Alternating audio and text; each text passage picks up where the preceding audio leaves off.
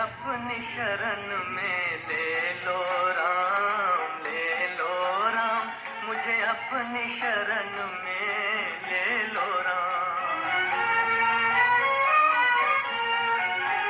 मुझे अपनी शरण में ले लो राम, ले लो राम, मुझे अपनी शरण में ले लो राम।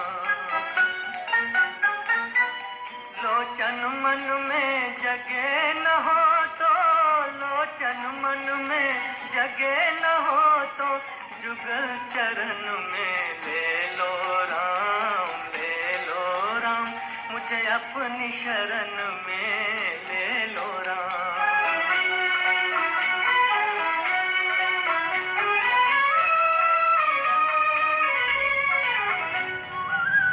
जीवन दे के जाल बिछाया, रच के माया नाच नचाया, चिंता मेरी तभी मिटेगी, चिंता मेरी तभी मिटेगी, जब चिंतन में ले लो राम, ले लो राम, मुझे अपनी शरण में ले लो राम।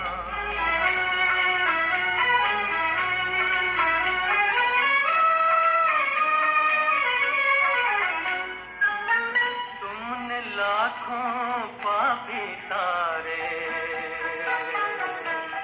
मेरी बारी बाजी हारे, बाजी हारे, मेरे पास न पुण्य की पूंजी, मेरे पास न पुण्य की पूंजी, बस पूजन में ले लो राम, ले लो राम, मुझे अपनी शरण में ले लो राम।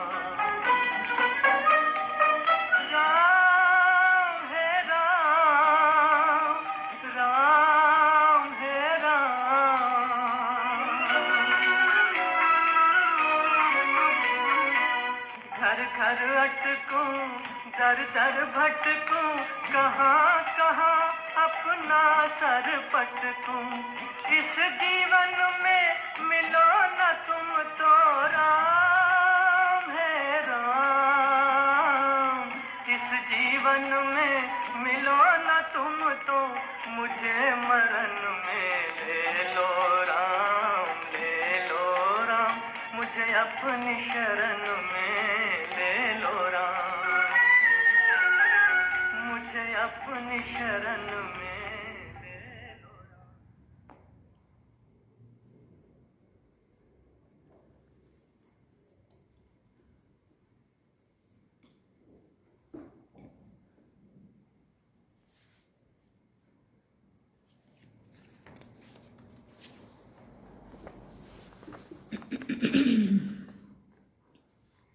ओम शांति। बाबा गुड मॉर्निंग। आज बाबा के 14 जनवरी 2022 के महावाक्य हैं। आज तो उत्तरायण कहो या मकर संक्रांति कहो, तो आपको उत्तरायण की बहुत बहुत मुबारक हो, बधाई हो, हैप्पी उत्तरायण। उत्तरायण पे हम सभी पतंग उड़ाते हैं और खूब उमंग उत्साह का इस त्यौहार को अच्छे से मनाते हैं। जलेबी और ऊंधियो खाते हैं और भी कुछ कुछ क्या क्या खाना होता है, खाना मनाना उड़ाना सब करते हैं। ये बहुत ही उमंग उत्साह का दिन होता है, खूब खुशियाँ इसमें मनाई जाती हैं और सभी अपने अपने घर के ऊपर छत पे ही दिखाई देते हैं और सभी पतंग उड़ा रहे होते हैं। कोई कोई किसी का एक दूसरे का काट के खुशियाँ मनाते हैं, कोई उड़ाते हुए खुशियाँ मनाते हैं। और बाबा ने तो जनवरी मास अपने को उड़ने का अपना भी ये मास है, जिसमें तपस्या करके हमें अपने मन और बुद्धि से ऊपर दूर पार तक उड़ते हुए जाना है और अपने को उमंग उत्साह में लाना है और हमें अपनी ये मन की डोरी से इस पतंग से को खूब ऊंचाइयों तक उड़ाना है। हम भी तपस्या के द्वारा अपने मन को ऊंचाइयों तक ले जा रहे हैं और वो दुनिया वाले भी या वो सभी भी एक दूसरे की पतंग को काट के और उड़ा रहे हैं ना। तो हमें काटना नहीं है किसी को भी, लेकिन हमें सबको साथ में लेके उड़ना है। हाँ, अपनी मंजिल की ओर, ऊंचाइयों की तरफ खूब खूब ऊपर तक जाना है, अपनी स्थिति को ऊंचा बनाना है। ऊपर तक जाना माना अपनी स्थिति को ऊंचा बनाना है। तो ऐसे इस त्यौहार की आप सभी को खूब खूब बधाई हो। अपने मन रूपी डोरी से हम सदा ही बाबा के साथ जुड़े रहें और खूब ऊंची स्थिति बनाएं, पतंग की तरह और उमंग उत्साह की तरह उससे उड़ते रहें और बाकियों को भी उड़ाते रहें। ना खुद कटें ना दूसरों को काटें, लेकिन हमेशा ये लक्ष्य रहे कि हमें खुद भी उड़ना है और दूसरों को भी उड़ने में सहयोग देना है। तो ऐसे इस दिन की आप सभी को खूब खूब बधाई हो, मुबारक हो। अब हम बाबा की मुरली सुनेंगे। आज बाबा क्या इशारा देते हैं। बाबा ने सार में कहा, मीठे बच्चे, ये तन रावण की प्रॉपर्टी है, इसे रावण को देकर अशरीरी बनकर घर जाना है, इसलिए इससे ममत्व निकाल दो।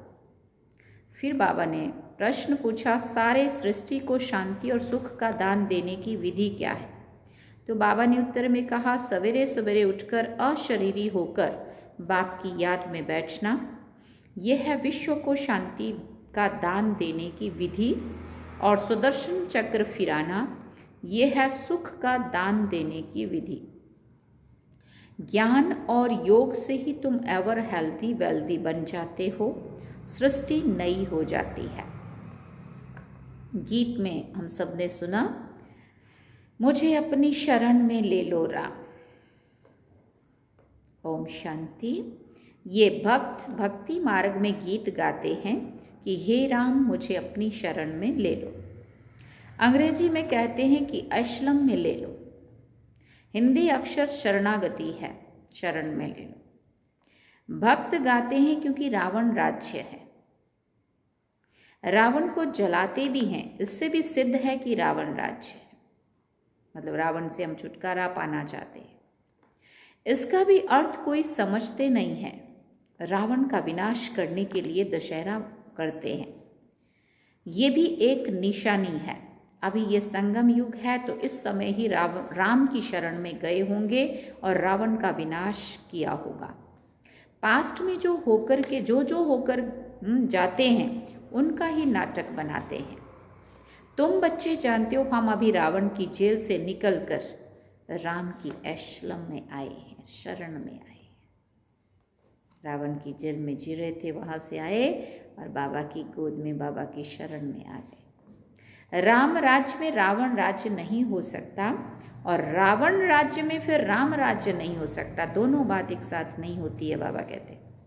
गाया भी जाता है, आधा कल्प राम राज्य, आधा कल्प रावण राज्य। राम राज्य सतयुग को और त्रेता को कहेंगे।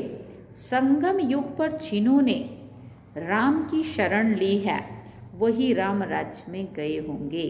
तो ये संगम युग अभी चल रहा है और हम आत्माएं जो रावण के उससे छुटकारा पाके राम की शरण में आए, मना इस कलयुग से निकल के संगम पे आए, बाबा को समझा, बाबा को जाना, बाबा के बन गए। तो जो संगम पे आएंगे, बाबा के बनेंगे, वही जा कर के राम राज्य में आएंगे, देवी देवता बन के, है ना।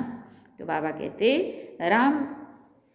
कहते वही जिन्होंने राम की शरण ली है वही राम राज्य में गए होंगे। तो हम सभी ने अभी राम की शरण, राम मना निराकार शिव बाबा के लिए कहा जा रहा है। तुम जानते हो अभी हम राम की शरण में हैं। ये सारी दुनिया एक टापू है, चारों तरफ पानी है, बीच में है टापू। बड़े बड़े टापू में फिर छोटे छोटे टापू भी हैं। अब तुम बच्चों की बुद्धि में है तो रावण राज्य सारी दुनिया पर है। रावण माना बुराई, बुराई का प्रतीक है। सारी दुनिया में अभी बुराइयों ने अपना राज किया हुआ है।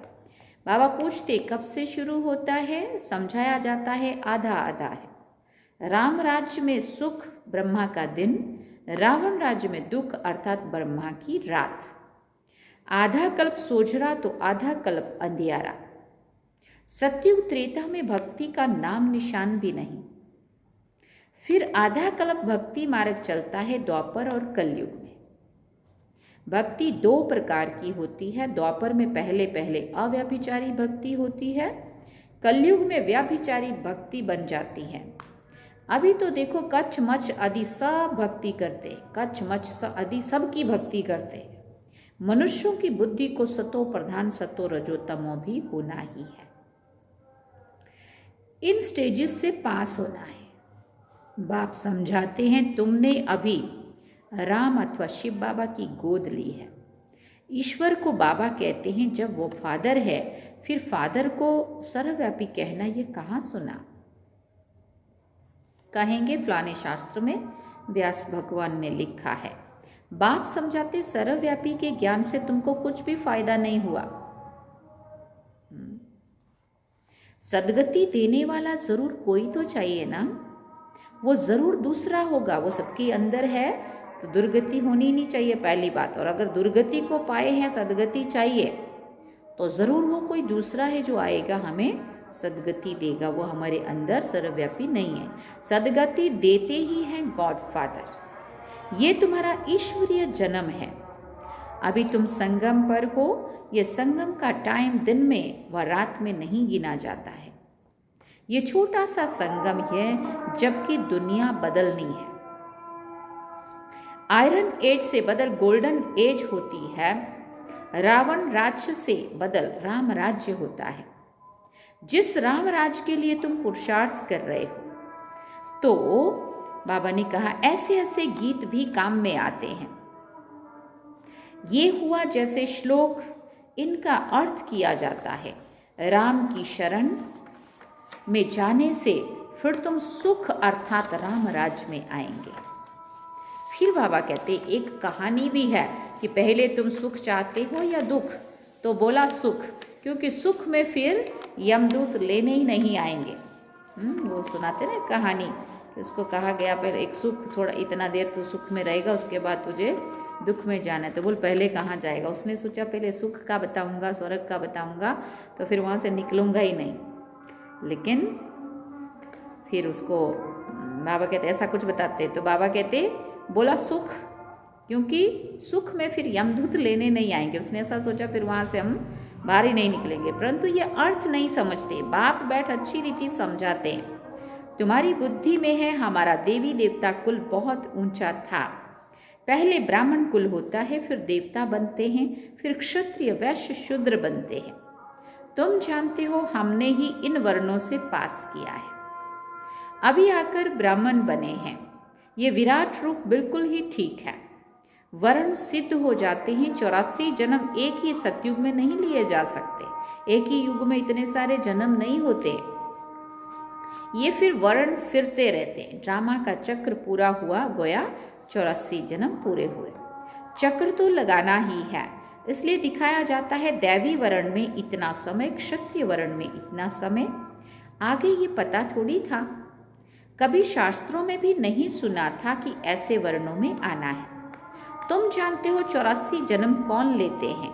आत्मा और परमात्मा अलग रहे बहुकाल। ये बात सिद्ध करके बतानी है कैसे हम बहुत समय से अलग रहे।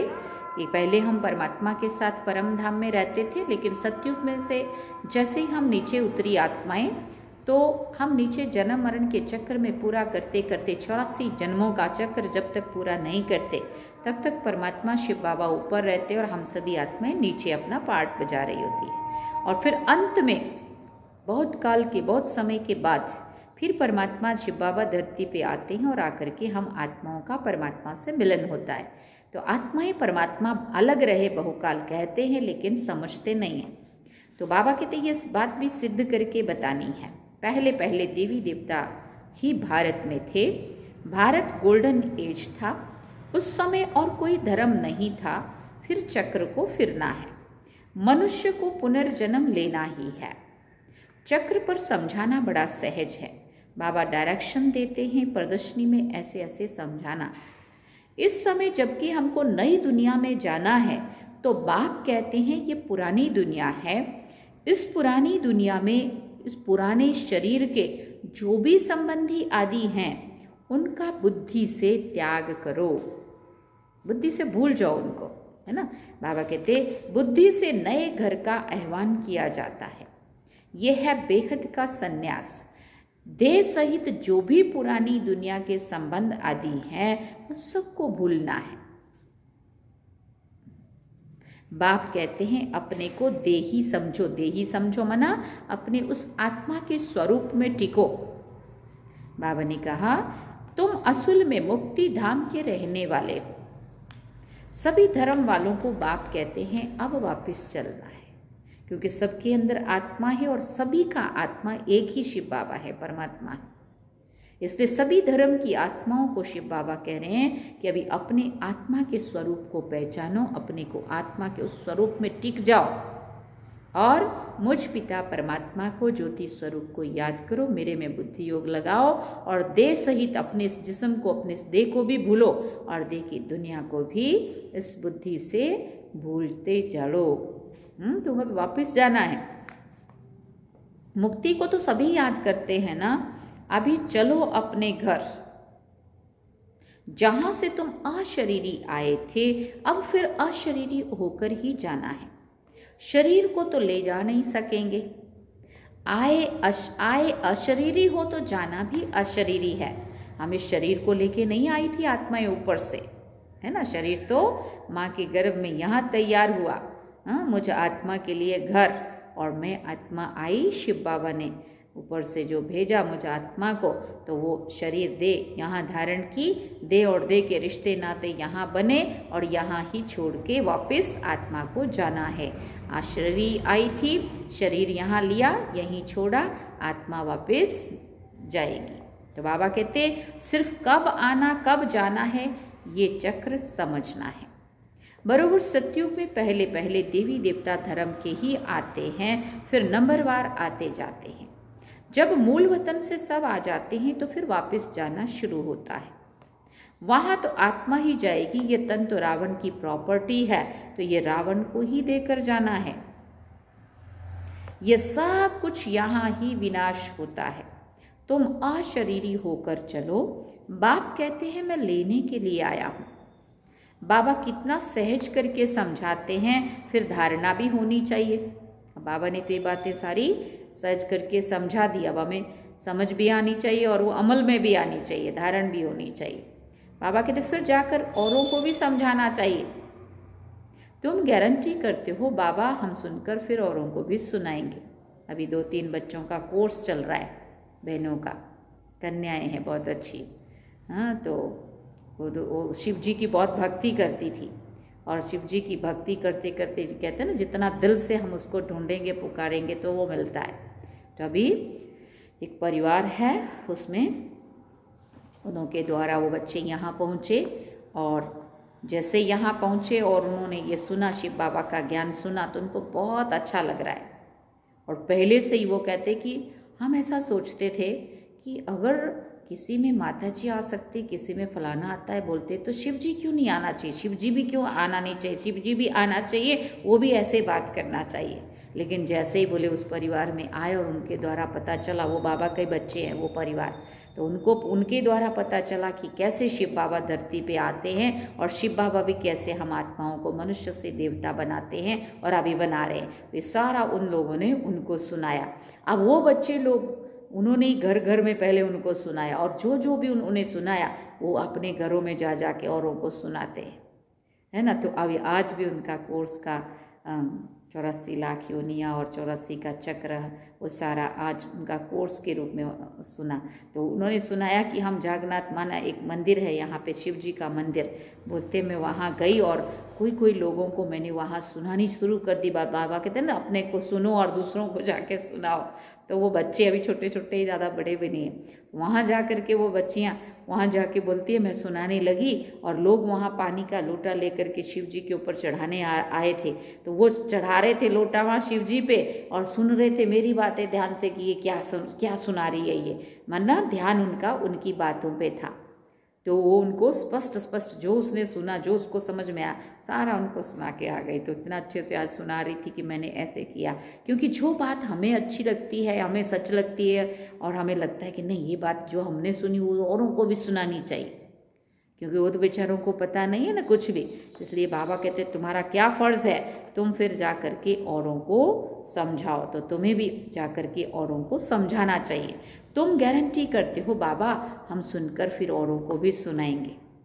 जिनको ये प्रैक्टिस होगी वो सुना सकेंगे। तुम जानते हो हमको इस दुनिया को पवित्र बनाना है, योग में रहकर शांति और सुख का दान देना है। इसलिए बाबा कहते हैं रात्रि को उठकर योग में बैठो तो सृष्टि को दान दो।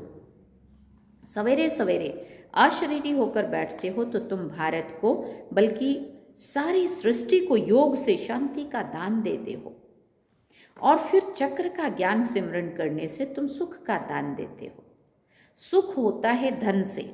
तो सवेरे उठकर याद में बैठो बाबा बस अब हम आपके पास आए कि आए, अब हमारे 84 जन्म पूरे हुए तो सवेरे उठकर बाप को याद कर शांति और सुख का दान देना पड़े। योग और ज्ञान से हेल्थ और वेल्थ मिलेगी। जब हम एवर हेल्दी होते हैं तो सृष्टि नई होती है। सतयुग त्रेता में हेल्दी वेल्दी है, हेल्थ भी है वेल्थ भी है। कलयुग में अनहेल्दी और अनवेल्दी, धन से भी कंगाल खाली और स्वस्थ भी अच्छा नहीं, रोग से भरी हुई काया। अब हम हेल्दी और वेल्दी बनते हैं। फिर आधा कल्प हमारा ही राज्य चलता है। बुद्धि में जब ज्ञान होगा तब खुशी रह सकेगी। भले ये भी लिख दो, क्या लिख दो कि 2500 वर्ष के लिए एवर हेल्दी एवर वेल्दी बनना हो तो आओ इस ईश्वरीय नेचर क्योर सेंटर में। ऐसा लोगों को समझा दो कि अगर तुम 2500 साल के लिए, क्योंकि 2500 वर्षों के लिए अभी इन फ्यूचर भविष्य में देवी देवताओं का राज, वो देवभूमि फिर से ये भारत सोने की चिड़िया बनने वाला है। 2500 सालों तक इसमें हम देव और देवियों के रूप में निरोगी काया और संपूर्ण सुख शांति आनंद प्रेम खुशी सब कुछ खजाने वहाँ पे होंगे। इतनी सुंदर इतनी सुखी दुनिया भी आने वाली है। वहाँ पे हेल्थ भी अच्छी होंगी और वेल्थ से भी हम भरपूर होंगे। तो ऐसा लोगों को आप कह सकते हो कि 2500 सालों के लिए हेल्थ और वेल्थ चाहिए तो आओ इस नेचर क्योर सेंटर में, सुनो और सीखो ये चीज़। परंतु ये लिखेंगे भी वही जिनमें ज्ञान होगा, जिसको खुद को ये बात समझ में आई होगी वही लोगों को समझाएगा, है ना, वही कहेगा। ऐसे थोड़ी सेंटर हम खोलते हैं सर्विस आप आकर करो, ऐसे थोड़ी सेंटर हम खोलते हैं सेवा आप आकर करो। जो खोलते हैं उनको खुद सर्विस भी करनी चाहिए। झगड़ा सारा पवित्रता पर चलता है। विष ना मिलने से अत्याचार होते हैं। अब है संगम युग, तो बुद्धि में सुख धाम और शांति धाम को ही याद करना चाहिए। दुख धाम है तभी तो दुख सुख धाम को याद करते हैं ना, तभी गाते हैं दुख में सिमरन सब करे सुख में करे ना कोई।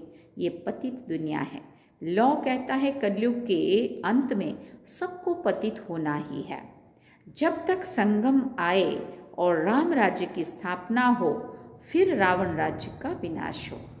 अब विनाश की तैयारी हो रही है। देखो बाबा ने तब कहा था और आज तो फुल तैयारी है। रावण राज्य खलास होना ही है। बाकी ये गुड़ियों का खेल करते हैं, कितने गुड्डे गुड़ियाँ बनाते हैं, इसलिए इनको अंधश्रद्धा कहा जाता है कि जिसका बना रहे हैं पुतले या जो मंदिर मूर्तियाँ उनके बारे में जानते तो कुछ भी नहीं है। जितने भारत में चित्र बनते हैं उतने और कहाँ भी नहीं बनते हैं। भारत में ढेर चित्र हैं। गाया भी जाता है ब्रह्मा का दिन ब्रह्मा की रात। दिन को फिर लंबा क्यों कर दिया है ये भी समझने की बात है।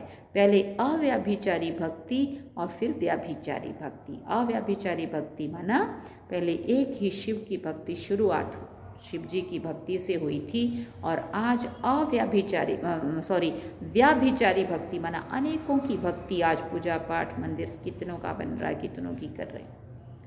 बाबा कहते पहले 16 कला फिर 14 कला, अंत में कुछ तो कला रह जाती है परंतु इस समय तो 9 कला, 0।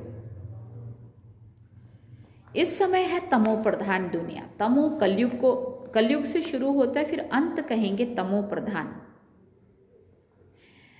अब दुनिया जड़ जड़ीभूत हो गई है। पुरानी चीज को आपे ही आग लग जाती है। जैसे बट का जंगल होता है तो उनको आपे ही आग लग जाती है ना, इनको भी आग लगनी है।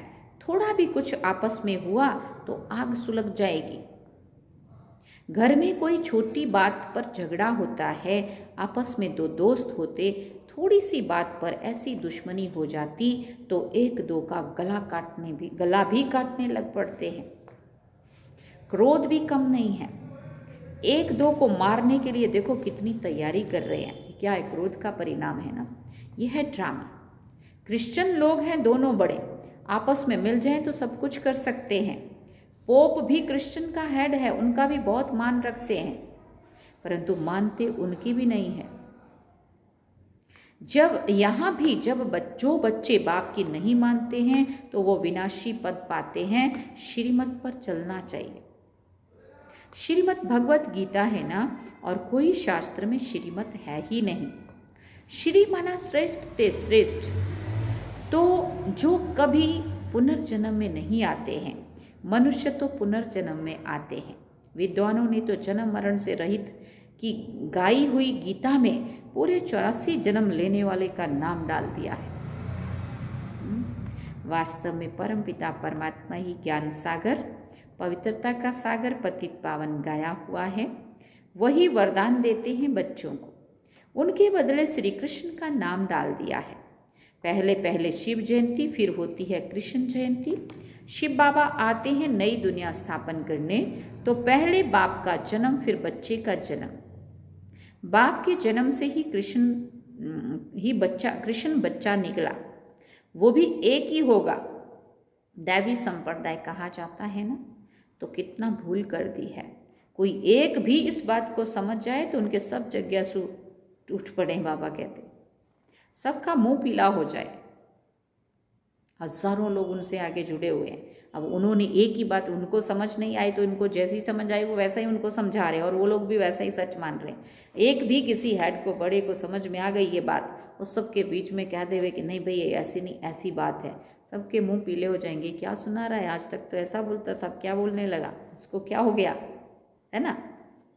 सबका मुंह पीला हो जाए। कितनी बड़ी भूल है, तभी बाप को आना पड़ता है। किसी को समझाने देने में भी टाइम चाहिए। पहले तो ये निश्चय कराओ कि परमपिता परमात्मा से आपका क्या संबंध है, तब समझें भगवान बाप है। भगवान को भगवान के पद पर तो रखो। सब एक जैसे कैसे होंगे?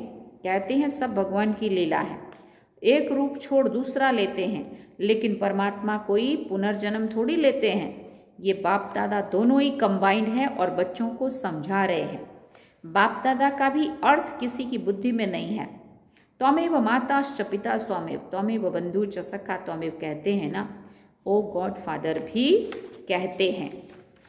तो ज़रूर मदर भी चाहिए, परंतु किसी की भी बुद्धि में ये बात नहीं आती है। बच्चों को समझाया जाता है तो शरण कब ली जाती है? जब रावण राज्य खत्म होता है तब राम आते हैं। राम की शरण लेने से ही सद्गति मिलती है। कहते हैं राम राज्य हो, उनको सूर्यवंशी राज्य का पता ही नहीं है। कहते हैं राम राज्य नई दुनिया नया भारत हो, सो तो अभी बन रहा है और बनना है ज़रूर। ड्रामा को चलना है ज़रूर। ये पढ़ाई है मनुष्य से देवता बनने की।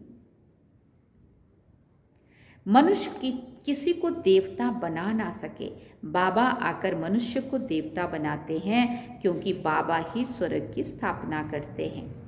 ब्राह्मणों की माला नहीं गाई जाती है, वैजंती माला विष्णु की है। यह है ईश्वरीय घराना जो अब नया शुरू होता है। आगे था रावण का आसुरी घराना।